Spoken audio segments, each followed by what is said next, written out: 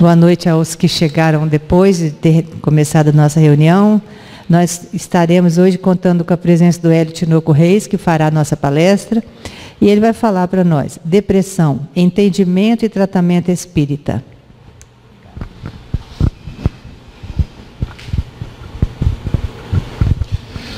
Meus queridos irmãos e irmãs aqui da Sociedade de Estudos Espíritas Irmão Tomé, aqueles companheiros que também nos assistem agora pela transmissão ao vivo do Facebook, e também aqueles outros que nos assistirão mais tarde pela postagem no YouTube, que o nosso irmão Roberto vai fazer.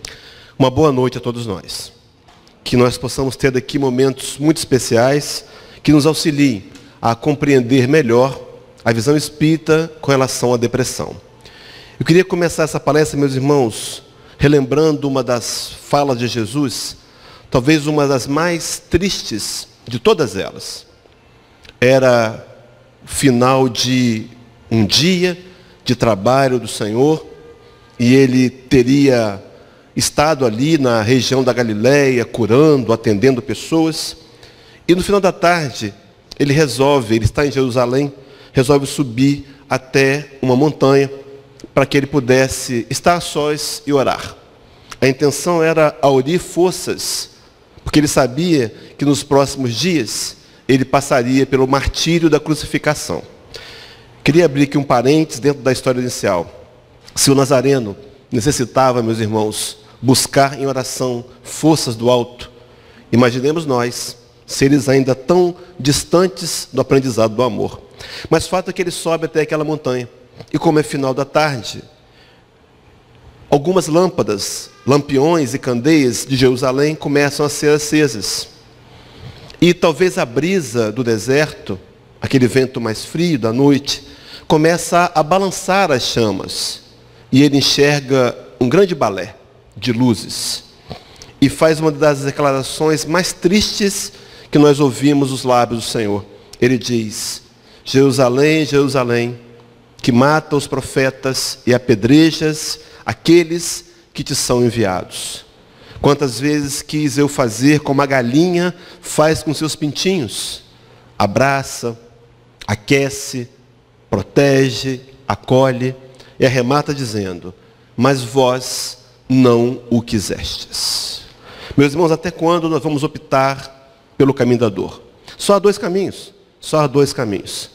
Nós, espíritos imortais da evolução, segundo a questão 115 do Livro dos Espíritos, predestinados à perfeição moral, fomos criados simples e ignorantes. No entanto, meus irmãos, as escolhas podem ser pelo amor ou pela dor. Enquanto na nossa imaturidade decidirmos o não amor, a ferramenta que será utilizada será a dor. Muitas vezes em forma de doença, muitas vezes em forma de depressão, nos convidando a uma tomada nova de direção, a um novo posicionamento diante da vida e da nossa própria história. História essa que nós construímos a cada momento. E que bom que nessa noite viemos aqui para ouvir o Evangelho do Cristo, que nos direciona a caminhar para que essa conquista da perfeição moral seja um caminho mais curto. Mas, meus irmãos, até quando? Até quando vamos optar pela dor? Falar de depressão é um assunto delicado. Muitos de nós experienciamos ou temos conhecidos que vivenciam a dor da depressão. A proposta da noite vai ser a gente apresentar qual é o entendimento espírita com relação à depressão e propor também um tratamento na visão do espiritismo. Então, para a gente poder começar a desenvolver o tema, só para a gente ter uma estatística inicial, a gente tem informações dos estudiosos que cerca de 1/3 da população do planeta sofre de depressão. Alimentam uma indústria farmacêutica de psicotrópicos. Se a gente para pensar, meus irmãos, são cerca de 2,5 bilhões de pessoas que têm depressão em um grau qualquer. Pode ser leve, moderado, até os casos mais graves que necessitam até de uma internação em sanatórios. 1/3 da população. É o número epidemiológico. É grave. Alguma coisa temos que fazer. Nós espíritas temos como contribuir com isso? Podemos sim, vou dizer como.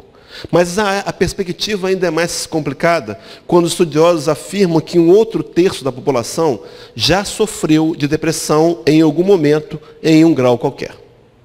Mas a perspectiva é dolorosa. Ainda dizem eles que esse outro um terço sofrerá um dia de depressão em um grau qualquer.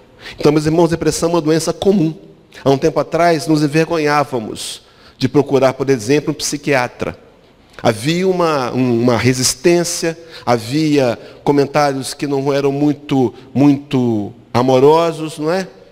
Taxava-se imediatamente de louco.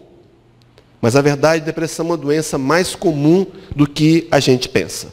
Na verdade, meus irmãos, ela é a segunda maior causa de afastamento do trabalho no mundo, a depressão.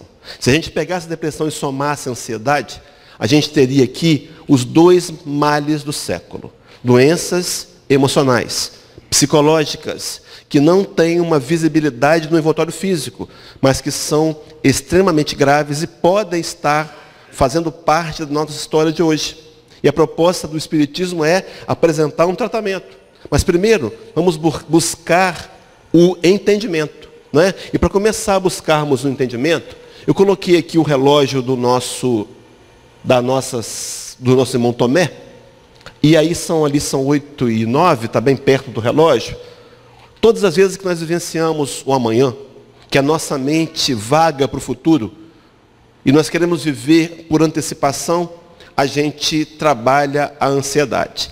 A gente abre brechas para desenvolver ansiedade. Mas, no entanto, todas as vezes que meus pensamentos e ações se voltam para o ontem, talvez um passado mal resolvido, talvez a incompreensão de não conseguir aceitar que todos nós temos histórias dolorosas, e fazem parte do aprendizado moral, fazem parte da caminhada evolutiva, a gente abre brechas para poder desenvolver a depressão. Então, a ansiedade é a doença do amanhã, e a depressão, a doença do ontem. Não foi à toa que Jesus, no livro de Mateus capítulo 6, teria sugerido-nos viver o momento presente. Meus irmãos, esse presente talvez tenha esse nome, o agora presente, porque também é sinônimo de dádiva. Somente agora, mudando os nossos pensamentos, entendendo melhor a dinâmica da vida, podemos fazer escolhas que vão garantir-nos, ou pelo menos ajudar numa pseudo-garantia de um futuro melhor, mais centrado e mais equilibrado. Então, para aprofundar no tema, o que é depressão? Eu fui até o dicionário. Para a gente poder fazer esse entendimento, eu queria aqui abrir um parênteses, o entendimento na visão espírita.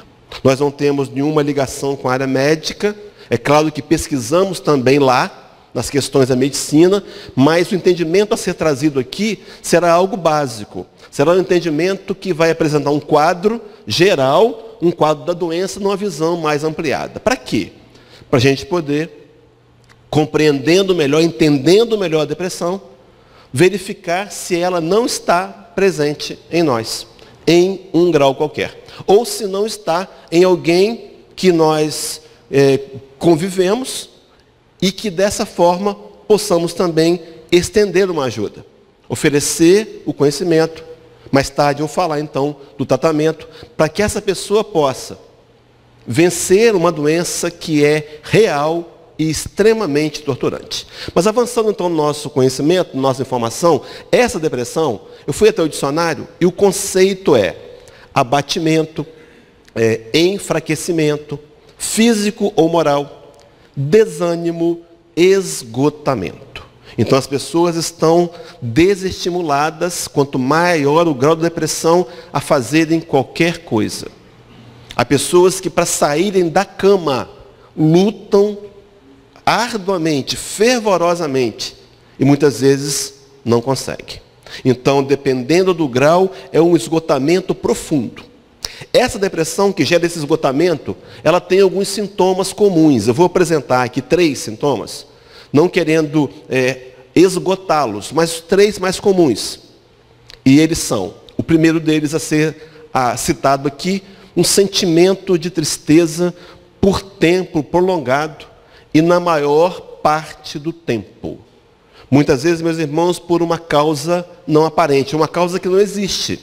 Então não é aquela tristeza, perdi o emprego, o meu carro quebrou, um ente querido retornou à pátria espiritual. Claro, nós temos que nos dar o direito de sentir tristeza. A questão é a tristeza extremamente prolongada. Segundo alguns especialistas, se ela durar mais que 15 dias, a tristeza pode ser um indício de começo de depressão.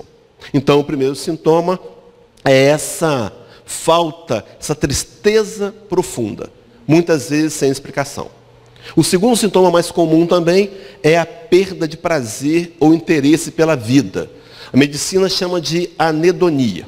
Então, é quando você percebe, você tem o hábito, tinha de todos os sábados, ou então domingo, depois da reunião aqui no Irmão Tomé, ir comer uma pizza com os companheiros, e brincar e sorrir, e agora se dá conta que não tem mais interesse em participar desse encontro social. Pode ser uma marca, pode ser um sintoma de depressão.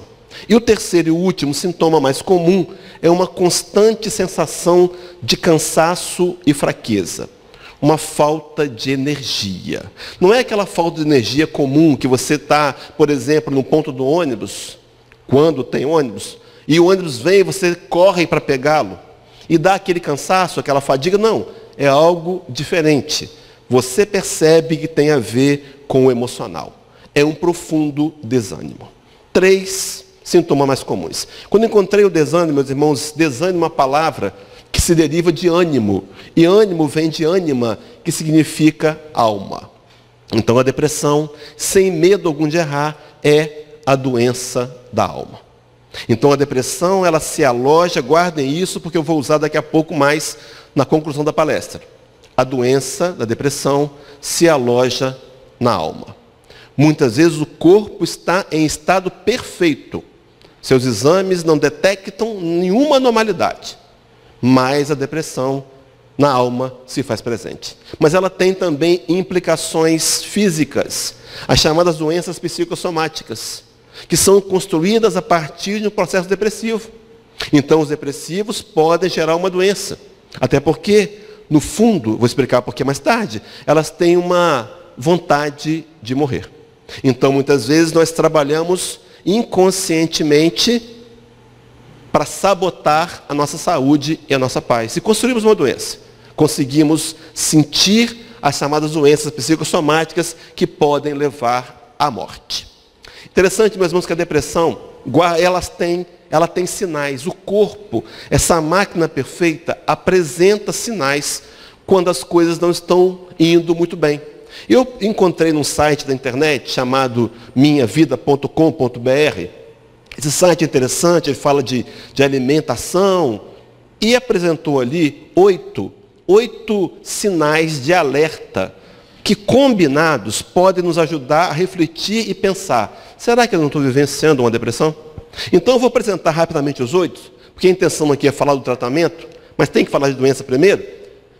Primeiro dos sintomas: problemas digestivos.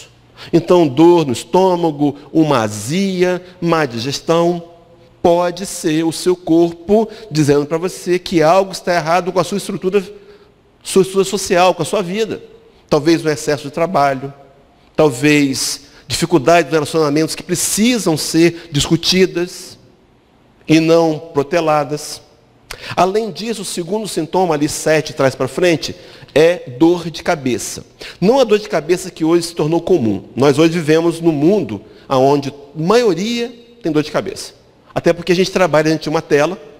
Quando chega em casa, depois do trabalho, o dia inteiro, diante de uma tela, a gente senta em frente a uma outra tela para assistir televisão, né, para relaxar um pouco. E na hora de dormir, ainda pega uma outra telinha, menor, para ficar ali passando o dedo. Essa energia, essa luz, claro, gera uma dor de cabeça. Mas a dor de cabeça aqui é diferente. É uma dor bem lá dentro. É uma dor que incomoda, às vezes é constante. Pode ser dor de cabeça convidando você a repensar seu estilo de vida. O terceiro ali sintoma, sinal, é a questão dos distúrbios do sono. O mais comum, a insônia. Mas também pode acontecer falta de sono. Então, não consegue dormir. Ou então dorme excessivamente, falei o contrário, né? Sono em excesso.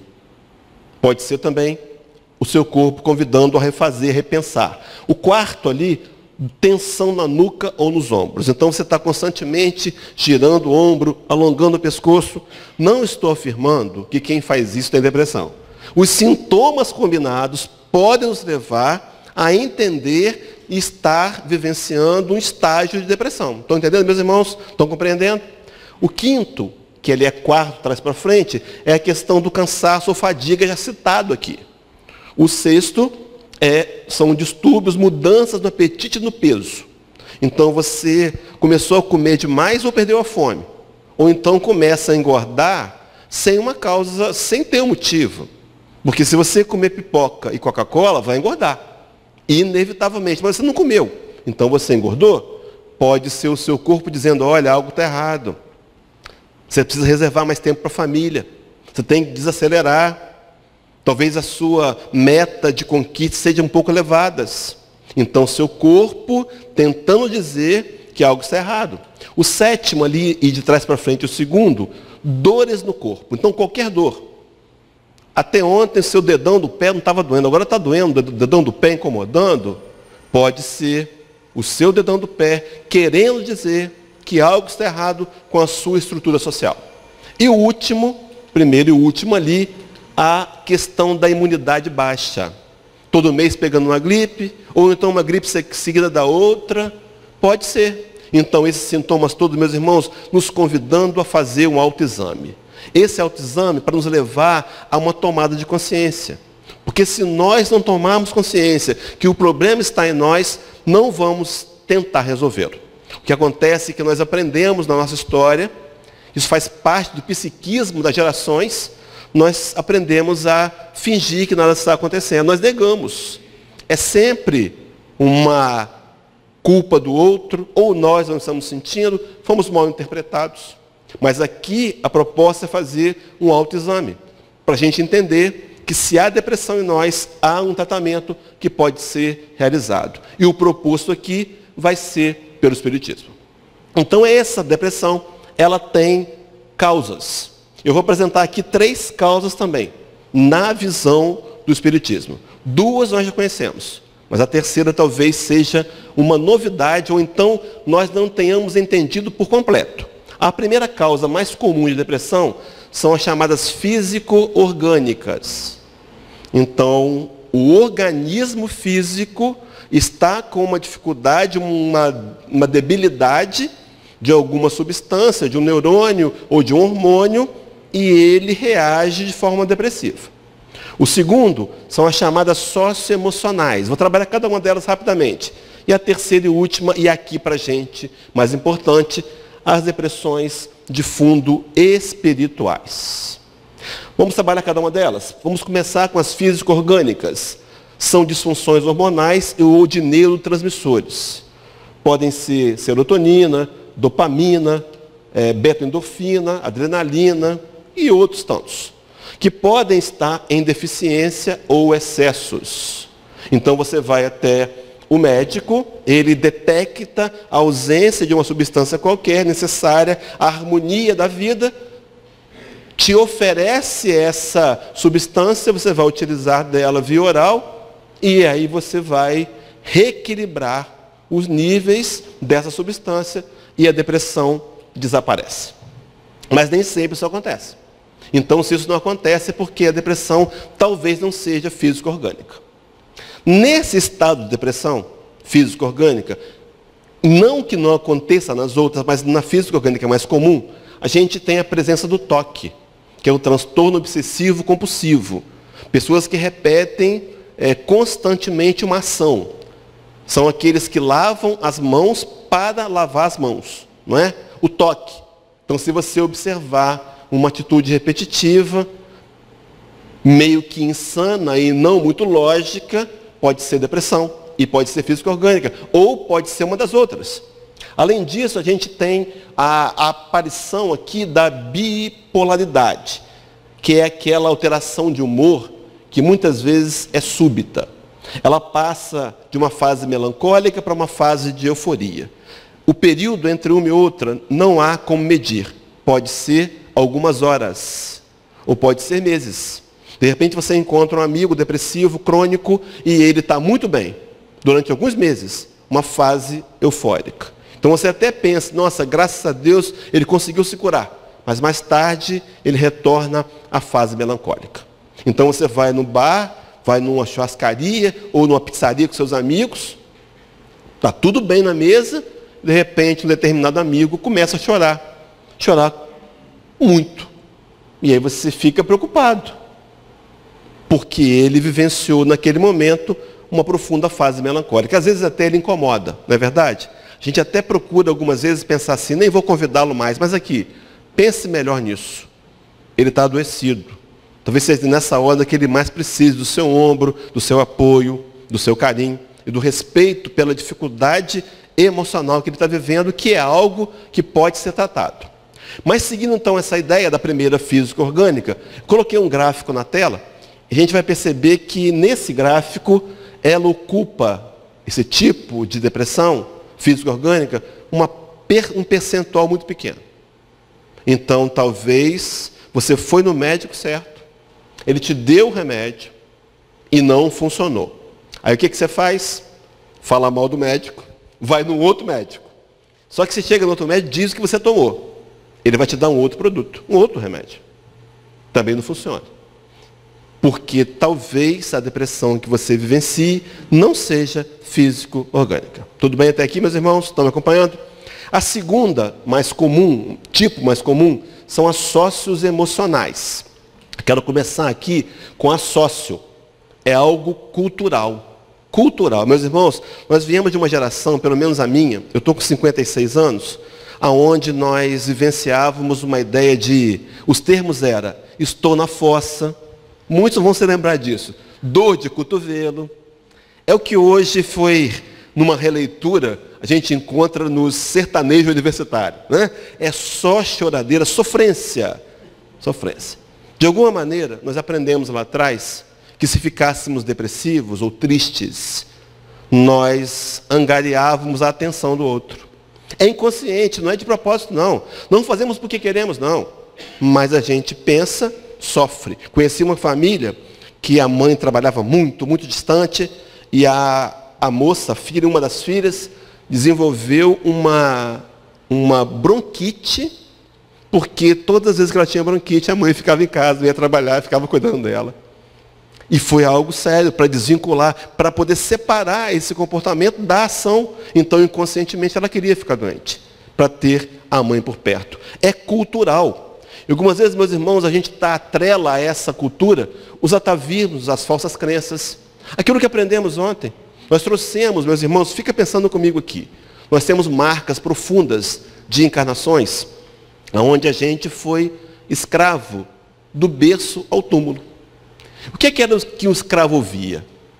Desvalias, humilhações, censuras, críticas.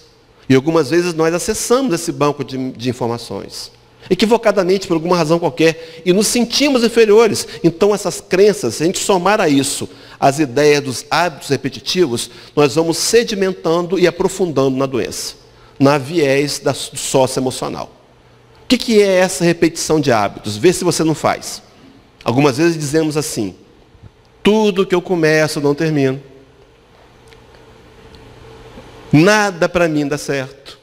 A gente começa a falar frases que são impactantes e que nós construímos. Quer ver o que eu ouvi esses dias o companheiro falando? A minha depressão. Tomou posse dela, tomou conta, agora é dele. Meus irmãos, não é assim que temos que tratar. As palavras têm poder. Então ele está dizendo, a gente repete palavras, repete hábitos. Algumas vezes ainda, a gente soma isso tudo à procrastinação. Quem de nós já não percebeu que há algo que precisa ser modificado urgentemente, mas deixamos para depois, né? Depois do carnaval, ou depois do Natal, depois do Ano Novo, depois da semana da Páscoa, depois da Semana Santa e por aí vai. A gente sempre vai deixando para depois. É preciso que nessa procrastinação a gente entenda que o controle depende da gente. Meus irmãos, nós somos senhores das escolhas. Somos nós que escolhemos saúde ou paz, saúde e felicidade, ou então infelicidade e tormenta. É uma escolha que muitas vezes nós, fora do controle, estamos fazendo inconscientemente, de uma maneira social. Se a gente somar a isso a cobrança de sucesso que o mundo moderno nos faz hoje, essa cobrança pelo imediatismo, nós temos que ter sucesso. Nós temos que usar a melhor camisa, com a melhor etiqueta, andar num carro para impressionar as pessoas.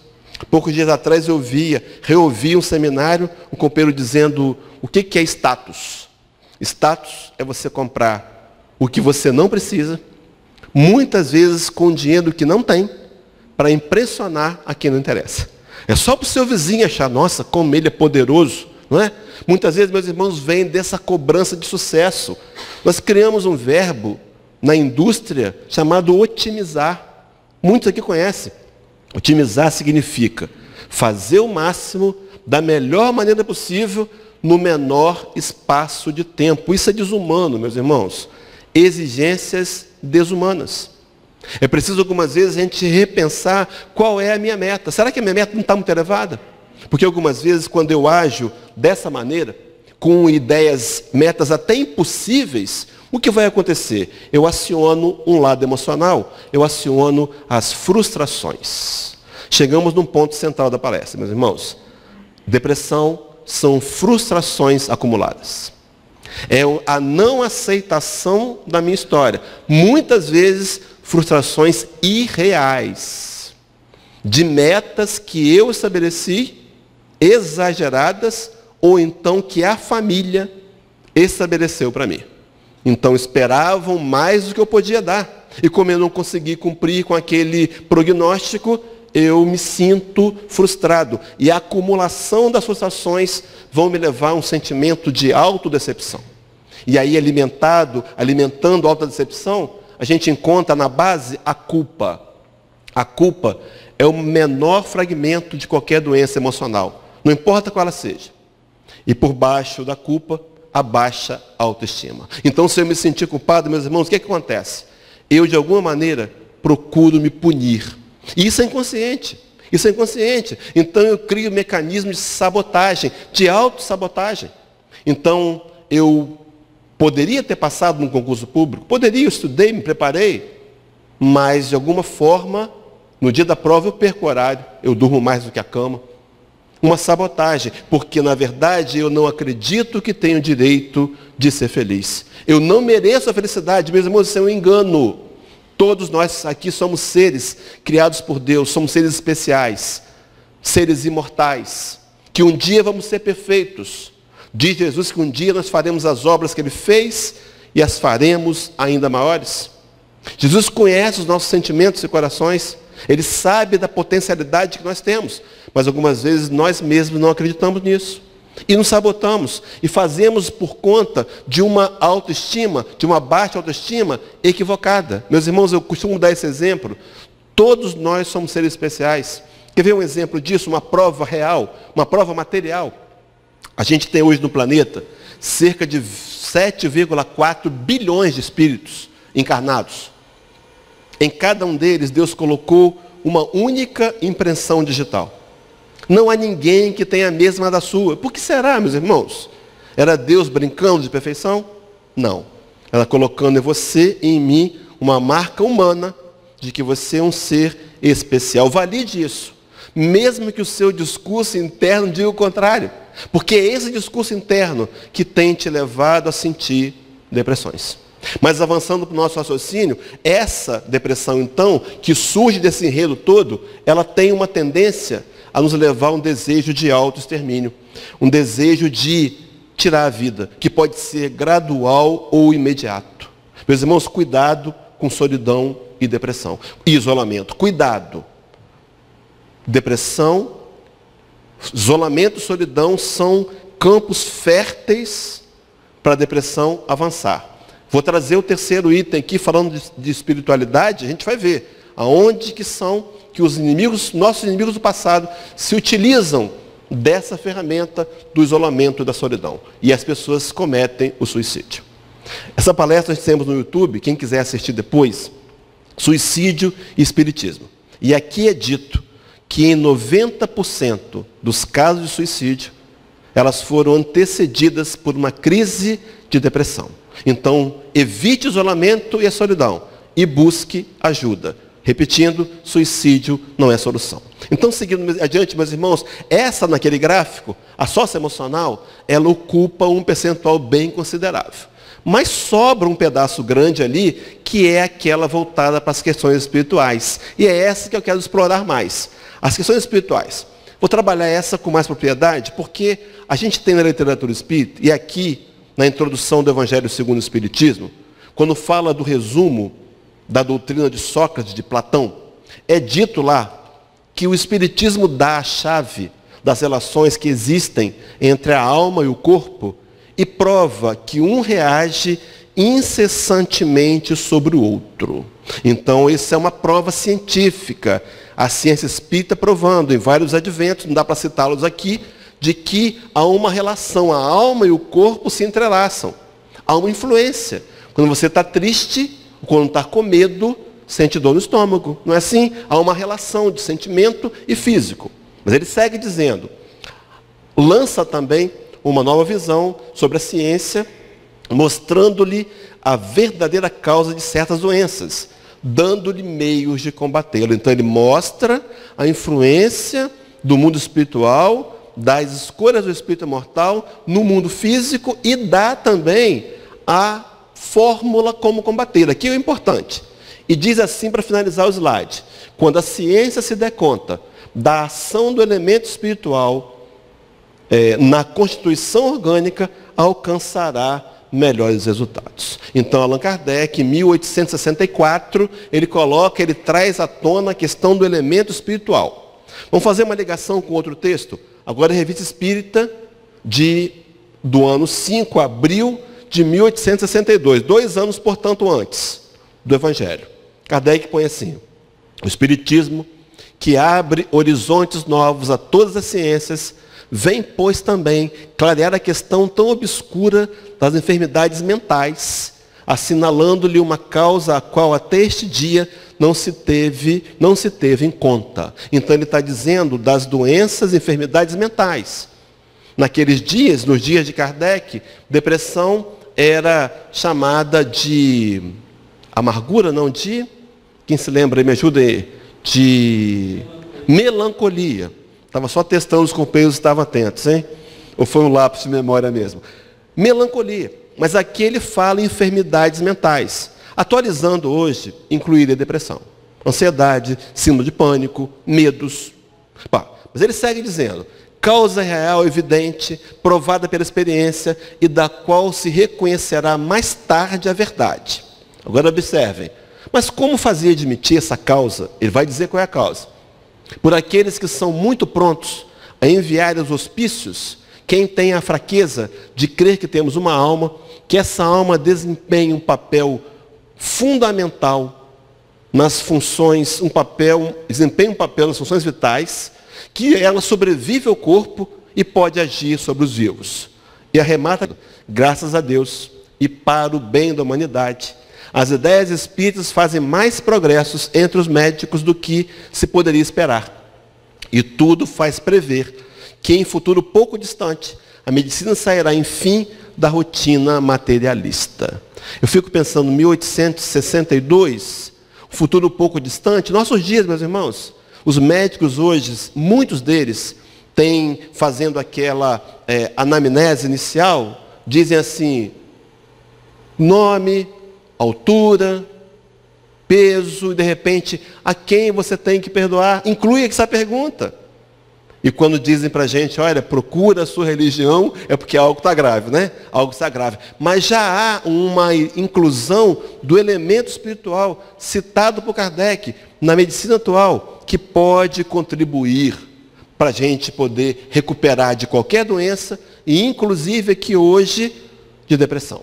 É um contributo espírita, falar da questão espiritual como sendo influência e causa da depressão. Já tinham ouvido isso? Claro que sim. Dessa forma? Então vejam só o que diz Joana de Angelis nesse livro, recomendo para os companheiros. Vitória sobre a Depressão, através de Valdo Franco, de Joana de Angelis. Maravilhoso livro. A gente fez um estudo dele de 3 anos, eu e um companheiro. aprofundamos bastante nele.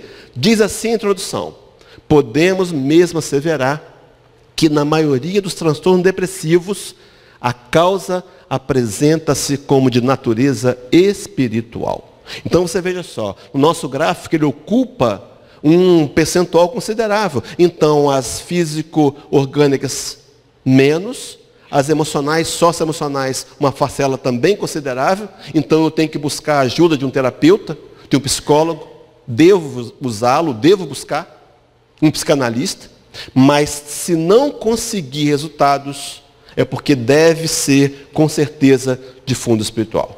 E nessa questão das espirituais, meus irmãos, a gente inclui a questão das influências e processos obsessivos, que podem ser tratados. Interessante que eu estava lendo, eu vi na literatura, 2 livros de espiritismo. Um deles é esse aqui que está na tela, A Loucura sob o Novo Prisma. Dr. Bezerra de Menezes encarnado, em 1920, escrevendo com o pseudônimo de Max. Ele vai dizer, ele vai afirmar que a maciça maioria daqueles que estão em sanatórios, hospícios, não são loucos. Vivenciaram e vivenciam um processo obsessivo mal tratado, não foi tratado corretamente. Aí os companheiros podem me perguntar, mas isso é 1920. Agora, em 2005, Loucura e Obsessão, Manuel Filomeno de Miranda, pelas mãos de Valdo Franco, repete a mesma informação. A maciça maioria dos que sofrem de doenças emocionais não tem nenhum tipo de doença física. A maciça maioria está sofrendo de um processo obsessivo. Como é que podemos tratar isso, meus irmãos? Aqui não dá para falar de tudo. A propaganda aqui, de novo, do espiritismo não é pessoal. Está na internet um trabalho que nós fizemos também, chamado Inimigos Invisíveis e Não Visíveis, um alerta à obsessão. A gente fala dos 9 casos de obsessão. E convidar os companheiros que quiserem depois analisá-los. Mas a proposta aqui é dizer que há um tratamento. Chegamos então no ponto principal, né? Falar de doença a gente conhece, mas qual é o tratamento proposto pelo Espiritismo? Uma primeira palavra eu quero que você guarde, leve daqui. Pode até esquecer o restante que foi dito. Depois você assiste no YouTube, o Roberto vai colocar lá. Guarde essa palavra. Há esperança. O tratamento é dizer que há esperança. O que acontece é que quando eu não tenho esperança, eu me entrego, eu permito que a doença se avolume, eu começo a ouvir as vozes dos obsessores, que vão dizer que eu não sirvo para nada, que tudo que eu faço dá errado e que é melhor eu morrer. Meus irmãos, as pessoas que passam pelo suicídio, que retornam à paz espiritual, voltam muitas vezes para testemunhar isso. Nossas reuniões mediúnicas são provas vivas disso. E afirmam que a situação que despertaram no mundo espiritual após o suicídio é extremamente pior do que aquela que antecedeu o ato cometido. Suicídio não é a solução. A busca, então, alimente no seu coração que há esperança. Combata o negativismo, o pessimismo, as falas, porque tem gente que vem dar conselho, não, vai no shopping fazer uma compra. Não cura a depressão. Na hora até dá uma sensação, né? Mas depois que a fatura vem, a gente vê que piora a depressão, né? Corta o cabelo, muda o visual. Não, depressão está na alma. Precisa receber um tratamento na alma. Qual é então o tratamento proposto pelo Espiritismo? Trazer 5 etapas. Primeira atitude a tomar é uma questão do Livro dos Espíritos, muito conhecido de todos nós, 919, onde Allan Kardec vai perguntar a Santo Agostinho qual o método mais eficaz, mais prático e eficaz que tem o homem de se melhorar nessa vida. E a resposta dos benfeitores a Allan Kardec é autoconhecimento. Conhece-te a ti mesmo, já dizia um sábio da antiguidade. Meus irmãos, o autoconhecimento como sendo ferramenta fundamental para a gente tratar qualquer doença, inclusive a depressão. Então, essa fuga de mim mesmo, quantas vezes nos escondemos da gente mesmo? Quantas vezes fantasiamos um personagem que não somos, para não encarar a realidade. Enquanto não encararmos, não vamos conseguir ter o impulso para tratar a doença. Então, se você percebe, é o terceiro mês que você está entrando no cheque especial, o terceiro mês. Algo está errado. O seu saldo está dizendo isso. Se você não levar isso em conta, você vai conhecer aquelas siglas tão antipáticas de mais perto, né? Serasa, SPC. Mas enquanto você tomar atenção, o que você faz? Diminui os custos. Diminui os custos. Procura uma nova fonte de renda para poder equilibrar. Meus irmãos, enquanto nós não tomarmos consciência e nem nós próprios do autoconhecimento, nós não vamos conseguir buscar uma solução. Porque sem admitir e sem aceitar a realidade, nós não conseguimos resultados. Admitir é aos poucos. Admitir é entender que é realidade. Aceitar é o consentimento do coração. Então a minha situação é essa. Você sofre de depressão em um grau qualquer? Não se envergonhe disso. Problema nenhum. Há esperança. Busque a ajuda. Então o primeiro ponto, até para buscar ajuda, é você, pelo autoconhecimento, aceitar e admitir. Tudo bem, queridos? Posso seguir adiante? O segundo ponto a ser trabalhado é uma fala de Paulo, escrevendo uma carta aos Romanos, capítulo 14, versículo 12. Paulo vai dizer assim: de maneira que cada um de nós dará conta de si mesmo a Deus. Queridos, é hora de parar de culpar o outro. Nós aprendemos lá na história da humanidade, achar um culpado para as minhas mazelas. No primeiro momento dá até um alívio, mas não resolve. Não resolve. Ah, foi meu pai, foi o meu primeiro namorado, ou foi o governo, o plano Collor. Não importa, meus irmãos, achar um culpado não resolve. Não é maduro. Eu preciso admitir a minha parcela de contribuição nesse enredo. Porque só assim eu só posso mudar fazendo a minha parte. É a minha responsabilidade. Enquanto eu ouvir aquela fala repetitiva de um adulto adoecido, disfuncional, que disse que eu nunca seria nada na vida e eu estou me sabotando hoje para não ser, eu não vou conseguir sair de onde eu estou. Mude o seu discurso interno. Substitua pelo Espiritismo, que diz que você é um ser especial, criado por Deus para ser perfeito. Então, através dessa autorresponsabilização, pare de culpar o outro. Se o outro quiser continuar agindo como age, o problema é dele. A sua responsabilidade é somente, tão somente, para com você mesmo. Tudo bem, então, o segundo ponto? Terceiro ponto importante ser trabalhado aqui é o uso das terapêuticas espíritas. Falar brevemente delas. O passe. O passe cura a depressão? Ajuda. Sozinho não, mas ajuda. Você vai para a cabine de passe, já é provado. É provado pela ciência. Há uma energia que emana das mãos. Aqui na Casa Espírita, auxiliado por espíritos dedicados a essa tarefa. Eflúvios de luz. A gente sai mais animado, sai melhor. Mas só isso resolve? Não, uma combinação. O que mais você pode fazer na Casa Espírita? Participar de reuniões doutrinárias. Meus irmãos, aqui, agora, está acontecendo, para quem pode ver, os videntes, não é meu caso, uma movimentação espiritual.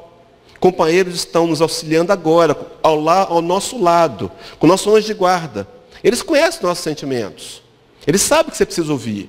Então, talvez alguns me digam, olha, diz isso, eu não estou percebendo nada, é no mundo invisível. Mas, meus irmãos, as reuniões doutrinárias é um tratamento também. Procure vir com frequência, faz assim, se monitora. Vou frequentar 8 reuniões doutrinárias, vai, com frequência, marca na agenda. Depois se monitora, observa. A mudança não foi por acaso, não. É um resultado combinado com passe. Combinado ainda com o estudo do Evangelho. O culto do lar, mantido, deve ser mantido. A ideia de levar o Evangelho, comprar o Evangelho, ler em casa, estudar o Evangelho segundo o Espiritismo, que explica o Evangelho de Jesus de uma forma muito clara e racional. Além disso, as reuniões de obsessão, sessões de desobsessão. Essas duas aqui, o estudo do Evangelho do lar pode ser feito em casa. Também é feito na Casa Espírita. Lá embaixo do quadro de aviso, eu estava lendo, não lembro de cor, mas está lá um dia da reunião do Evangelho. Mas desobsessão, meus irmãos, só na casa espírita. Então você vem e a casa vai te orientar. E a última terapia, a chamada água fluidificada. Está na internet, no Google. Quem quiser digitar lá, falando da Companhia de Água de São Paulo, me fugiu agora o nome, e eles fizeram uma série de pesquisas, e olha que não são espíritos, e percebem que a água fluidificada sofre uma alteração molecular. A intervenção dos espíritos. Então a água funciona? Funciona. O copinho está lá fora. Você pode trazer a sua garrafinha, e os amigos espirituais vão depositar matérias quintessenciadas, uma matéria que a gente não conhece ainda. Aqui o Cristo usava, por exemplo, para devolver a mão ao leproso. E vão colocar na sua água, transformando aquela água numa substância. Tudo isso aqui somados vão ajudar na recuperação da depressão. E observe bem, meus irmãos, como é que eu vou usar isso? Atendimento fraterno. Aqui na Casa Espírita é domingo, 18 horas. Você agenda, vem e vai ter uma conversa. Hoje teve também. Teve também, não teve? Atendimento fraterno. E o companheiro, com experiência, vai ouvir a sua história amorosamente e vai te recomendar usar da terapêutica espírita numa frequência, no número X de vezes. E esse tratamento vai ajudar. Agora a questão é o seguinte, não vai resolver imediatamente. Pode até acontecer. Quando Cristo nos convidou lá no Mateus 11, 28, ele diz assim, vinde a mim, todos vós que estáis cansados e sobrecarregados. Há uma tradução que diz, vinde a mim todos vós que estáis cansados e oprimidos. A gente poderia até incluir oprimidos e deprimidos. E eu vos aliviarei. Meus irmãos, a promessa é de alívio. O que acontece é que a gente vive num mundo que a gente quer resultados para ontem. Aquele remedinho mágico, a varinha de condão, o bisturi espiritual, não existem. Não existem. Resultados virão com o tempo. E eu preciso persistir no tratamento. Quantas vezes queremos até negociar, como fizemos no passado. Não é? Então eu fazia um pedido a uma entidade espiritual e depois eu ia recompensar com um pagamento de promessas. Às vezes fazemos o mesmo inconscientemente. Só funciona se eu funcionar, se eu acreditar, se eu achar e tiver esperanças. Quarta ferramenta a ser utilizada. Evangelho segundo o Espiritismo, capítulo 17, tem 4. Palavra do codificador, diz Allan Kardec, reconhecereis o verdadeiro espírita pela sua transformação moral e pelos esforços que emprega para domar as suas más inclinações. Meus irmãos, a ferramenta do auto-melhoramento. Nada muda se eu não mudar, nada melhora se eu não melhorar. Isso é de uma hora para outra? Não, eu tenho que investir para ter depois transformação moral. Qual é o investimento? É um investimento pesado? Não, é a frequência casa. É buscar os estudos, é estar lendo um livro. Que livro que você está lendo? É frequentar, é buscar renovar os pensamentos. Isso vai exigir trabalho e esforço, claro. A gente queria o fácil, mas ponha na cabeça que o fácil não existe. Existe trabalho, alimentado pela esperança. Então essa transformação moral, que aqui no meio espírita, nós conhecemos por reforma íntima. Somos convidados a cada dia nos tornar um pouco melhores.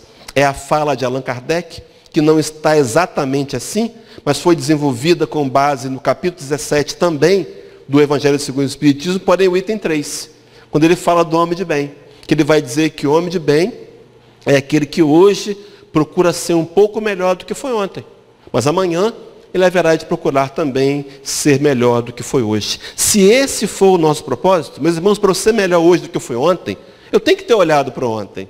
Eu tenho que olhar para trás. Eu tenho que ver meus erros. Tenho que reconhecer quantas vezes, meus irmãos, a depressão que causa um câncer é fruto de um não perdoar. Porque eu insisto em não perdoar. E bato na mesa, não perdoo, não perdoo, não perdoo. E acabo num consultório de um oncologista. Acontece assim. Então eu preciso repensar, assumir e trabalhar o meu auto-melhoramento. A quinta e última ferramenta. Aqui deixa eu acrescentar aqui a questão da oração e da meditação. Acrescentar também uma atividade física. Tem a ver sim com auto-melhoramento. Né? Quando eu melhoro a minha performance física, faço uma caminhada 3 vezes por semana, 30 minutos, que é o que se recomenda, básico, eu desenvolvo também. Isso me ajuda a melhorar fisicamente. E qualquer ajuda física pode ajudar também, pode contribuir com a ajuda moral, com a ajuda espiritual. Então, some a isso. Momentos de oração e meditação. E por último, a ferramenta, talvez a mais importante, uma das mais importantes, ou pelo menos com resultado imediato. Essa eu garanto. Pílulas de amor. Meus irmãos, caridade e serviço voluntário. Está ruim? Está ruim para você? Está doendo? Vai visitar um asilo. Vai visitar pessoas mais carentes na periferia. Vai ajudar na tarefa da casa, de socorrer necessitados. Vai ser voluntário numa escola, na PAI, onde quer que seja. Na CACE. Escolha. O trabalho voluntário é imediato. Quando você serve o outro, você tira o foco de você. E você vê que a dor, que a sua dor, é importante sim. Mas outros sofrem de forma muito mais dolorosa, muito mais profunda. E nós começamos a utilizar a ferramenta da caridade como sendo um socorro. Quero começar a encerrar contando uma história. Essa história era de um jovem, de uma família, de um grupo que guerreava séculos passados, e esse grupo que não queria guerrear fugiu para as montanhas, subiu montanha dentro. E lá nas montanhas, criado uma civilização, uma comunidade, que foi crescendo. Mas era um lugar muito inóspito, frio, não se podia plantar muita coisa, mas ali tinha paz. E aqueles homens foram se acostumando com aquela paz e com as limitações para ter aquela paz. E todo mundo que vinha, gerações novas vinham, e a liderança da comunidade dizia, olha, não ouse descer a floresta, porque há monstros perigosos. Todos que ousaram descer nunca mais voltaram, foram comidos pelos monstros. Colocava-se medo desde pequeno nas crianças. E aí passaram gerações, séculos, morando naquela dificuldade. Mas um dia nasceu naquela comunidade um jovem diferente. E ele, desde pequeno, brincando com uma espada, dizia, eu vou descer. E diziam para ele, você não vai descer, queriam castigar o menino, mas eu vou descer. Ele insistia. Ficando adolescente, foi crescendo. E um dia, insistindo em descer, agora já homem, juntou suas coisas e disse, eu vou descer. E disseram, você vai, não desça, você vai ser tragado pelos monstros. Mas ele desceu. E foi abrindo com a espada uma trilha, descendo, abrindo uma trilha, e não encontrou os monstros. Não encontrou. Foi descendo. E depois de algumas horas de luta, ele chegou numa planície. E foi recebido por uma comunidade pacífica, amorosa. E ele viu o mar pela primeira vez. Ele comeu uma maçã, nunca tinha comido aquilo. Ficou encantado. Foram dias ali muito felizes. Mas ele queria voltar. Agora ele pensou, vou voltar. Vai ser um trabalho mais difícil, eu vou abrir uma trilha mais larga. Para todos descerem de lá.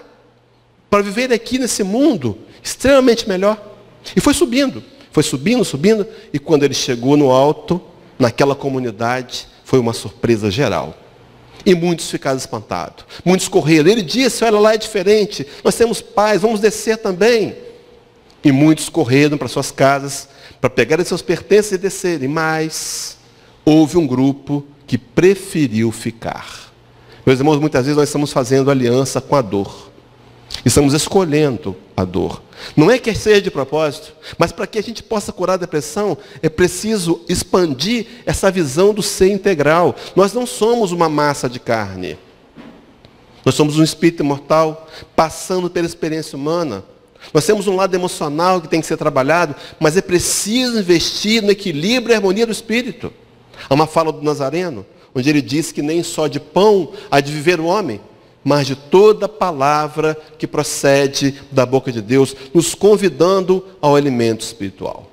Paulo de Tarso, falando desse ser integral, falando do futuro do ser integral, capítulo 8 de Romanos, que tem o cântico da vitória, versículo 18, ele vai dizer assim, porque para mim tenho por certo que os sofrimentos do tempo presente não podem ser comparados com a glória a ser revelada em nós. Parece algo confuso, porque Paulo de Tarso foi quase que decapitado, sofreu perseguições, foi apedrejado, surras, chibatadas, mas ele vislumbra, meus irmãos, o lado espiritual. Ele não está falando de vitórias materiais, não importa, não importa.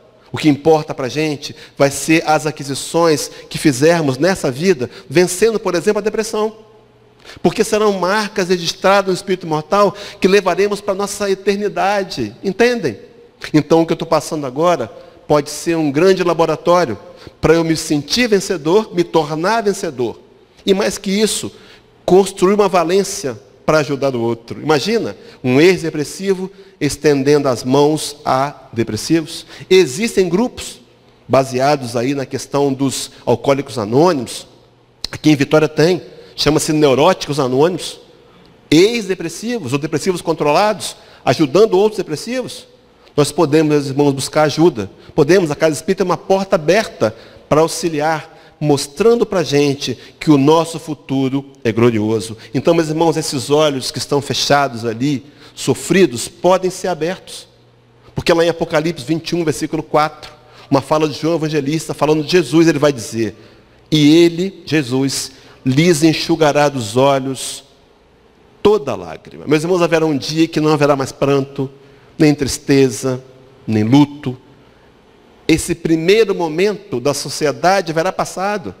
Nós teremos plena consciência que somos seres imortais e que as lutas e as dores, todas elas passam. Então, meus irmãos, a proposta então para a gente, para tratar a depressão, é pensar em cura interior. E a cura interior é a cura pelo amor. Não um amor qualquer, mas um amor do Nazareno. O amor que ele nos exemplificou e nos convidou a amarmos uns aos outros. Que esse amor pelos outros se torne amor próprio. Primeiro como amor próprio. A melhor autoestima. Procure se aceitar como você é. E acredite, meus irmãos, minha irmã, que nos ouve, que nos assiste presentes aqui, vamos ver depois, há esperanças, há uma solução. Então que possa Jesus nos acolher. Jerusalém, Jerusalém, que mata os profetas e apedrejas aqueles que te são enviados. Até quando? Até quando? Queria fazer como a galinha, que acolhe, abraça, aquece, ampara, mas vós não o quisestes. É hora de querermos. É hora de dizer para você mesmo, eu quero. E rogar a Deus forças, para que o seu querer seja suficiente para te fazer levantar daqui dessa cadeira hoje, ou então de onde você estiver, para entender que depressão tem cura. Mas só vai ter cura se você quiser. E se você quiser atuar para transformar isso em realidade pessoal. Que o Divino Mestre nos ampare e nos guarde hoje e sempre.